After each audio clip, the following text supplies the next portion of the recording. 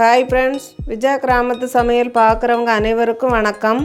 இன்றைக்கி நம்ம வீடியோவில் ஒரு காரசாரமான ரொம்ப சூப்பரான எல்லா சாதத்துக்கும் வச்சு சாப்பிட்ற மாதிரி ஒரு கருவாடு தொக்கு தான் பண்ணியிருக்கோம். ரொம்ப ஈஸியாக பண்ணிடலாம்.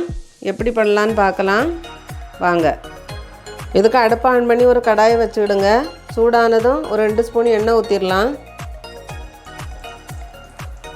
எண்ணெய் சூடானதும் ஒரு 1/2 ஸ்பூன் பெருஞ்சீரகம் போட்டுடலாம்.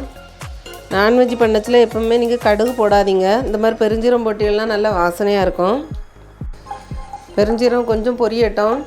பெருஞ்சீரகம் பொரிஞ்சதும் கொஞ்சம் கருவேப்பிலை போட்டுடலாம். கருவேப்பிலை கொஞ்சம் நிறையாவே போடுங்க. கருவேப்பிலை வதங்கினதும் நான் ஒரு 150 கிராம் சின்ன வெங்காயம் எடுத்து கட் பண்ணி வச்சுருக்கேன். இதை போட்டுடலாம். சின்ன வெங்காயம் போடுங்க, அப்போ தான் நல்லாயிருக்கும். நீங்கள் இல்லைன்னு சொல்லியாச்சுன்னா பெரிய வெங்காயம் 2 பெரிய வெங்காயம் எடுத்து நல்லா பொடிசாக கட் பண்ணி போட்டுக்கிடுங்க. இது கொஞ்சம் நல்லா வதங்கணும். வெங்காயத்தை இந்த அளவுக்கு நல்லா வதக்கிக்கிடுங்க. அப்போ தான் தொக்கு நல்லாயிருக்கும். இப்போ இதில் நான் ஒரே ஒரு சின்ன தக்காளி பழம் எடுத்து பொடிசாக கட் பண்ணி வச்சுருக்கேன். இதை போட்டுடலாம். இப்போ தக்காளி பழமும் ஒரு நிமிஷத்துக்கு வதங்கட்டும். நான் கொஞ்சம் வெங்காயம் நிறையா போட்டிருக்கேன். நீங்கள் கம்மியாக வேணுன்னா கொஞ்சம் கம்மி பண்ணி போட்டுக்கிடுங்க. இது வெறும் சாப்பாட்டில் வச்சு சாப்பிடச்சில் ரொம்ப நல்லாயிருக்கும்.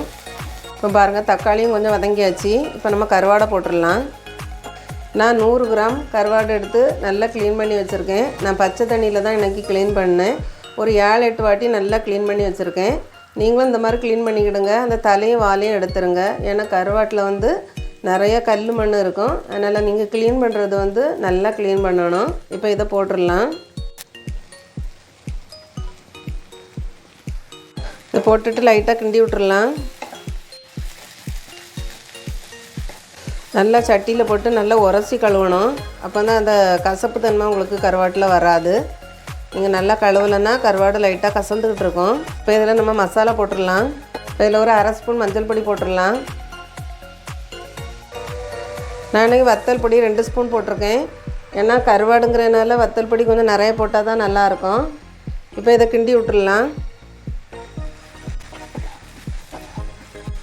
உங்களுக்கு உரப்பு கம்மியாக வேணும்னா கொஞ்சம் கம்மி பண்ணி போட்டுக்கிடுங்க. ஆனால் கருவாடுக்கு உரப்பு கரெக்டாக இருந்தால் தான் நல்லாயிருக்கும். இதை ஒரு 2 நிமிஷத்துக்கு நல்லா கிண்டி விட்டுக்கலாம். மசாலா போட்டு நம்ம 2 நிமிஷத்துக்கு நல்லா கிண்டி விட்டாச்சு. இப்போ நம்ம இதில் 1 ஸ்பூன் சிக்கன் மசாலா போட்டுக்கலாம்.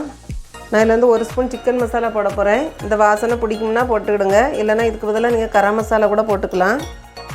இந்த சிக்கன் மசாலா போடச்சில ரொம்ப நல்லாயிருக்கும். போட்டு கிண்டி விட்டுடுங்க. கிண்டி விட்டுட்டு நான் சின்ன கிளாஸுக்கு ஒரு 3/4 கிளாஸ் போல் தண்ணி எடுத்து வச்சுருக்கேன். இதை ஊற்றிடலாம். தண்ணி ஊற்றிட்டு நல்லா கலந்து விட்டுக்கிடுங்க. கலந்து விட்டுட்டு ஒரு 5 நிமிஷத்துக்கு நம்ம சிம்மில் வச்சு மூடி வைக்கணும். அப்போ தான் அந்த கருவாடு நல்லா வேகும், மசாலாவும் பிடிக்கும். இப்போ அடுப்பை சிம்மில் வச்சு நம்ம ஒரு 5 நிமிஷத்துக்கு மூடி வச்சிடலாம். இப்போ 5 நிமிஷம் நம்ம மூடி வச்சுருந்தோம். இப்போ ஓப்பன் பண்ணிடலாம்.